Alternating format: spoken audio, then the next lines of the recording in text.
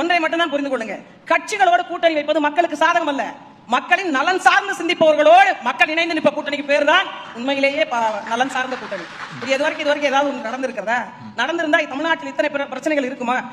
இதற்கான கால அவகாசம் என்று பார்த்தோம் அப்படின்னா, ஒவ்வொரு முறையும் ஆட்சிக்கு வரும்போதும் ஒரு வாக்குறுதிகளை ஒவ்வொரு கட்சிகளும் கொடுக்குறாங்க. இதுவரைக்கும் நான் 100 விழுக்காடு ஏற்கனவே ஐயா ஸ்டாலின் அவர்கள் சொன்னார், 85 விழுக்காடு நாங்க நிறைவேற்றிட்டோம், இன்னும் 15 விழுக்காடு தான் பெண்டிங் அப்படின்னு போன ஆண்டே சொன்னார்.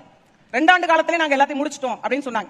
மீதமுள்ள 15 விழுக்காடுக்கு ஏன் இந்த மீதமுள்ள 3 வருஷம் என்ன இங்க நிறைவேற்றப்பட்டிருக்கு? எனக்கு முன்னால் பேசினவங்க சொன்னாங்க, பெண்களுக்கு மாதம் 1000 ரூபாய் தருகிறோம். எங்க மரியாதைக்குரிய அண்ணன் சபாபதி அவர்கள் சொன்னார், சபாபதி அவர்களுடைய மனைவி 1000 ரூபாய் வாங்கி ஒரு மாதத்தை ஓட்டி விடுவாரா? இந்த கேள்விக்கு அவரிடம் பதில் இருக்கிறதா?